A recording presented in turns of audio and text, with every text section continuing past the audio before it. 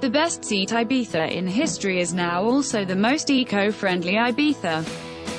With the arrival of the brand's technology for compressed natural gas on the fifth generation of the Spanish carmaker's bestseller, the new Ibiza TGI is less expensive to run and more eco-friendly than equivalent models fueled with diesel or petrol, as well as non-plug-in hybrids.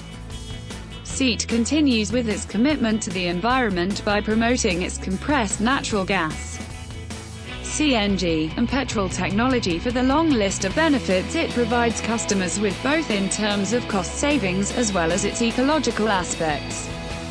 But it isn't just the new SEAT Ibiza that is the best eco-alternative.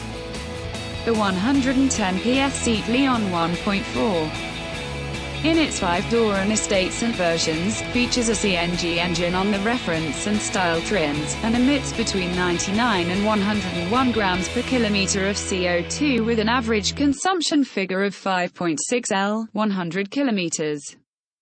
These three models, together with the SEAT Arona TGI, which is scheduled for the end of 2018, will make SEAT the company with one of the most comprehensive CNG range.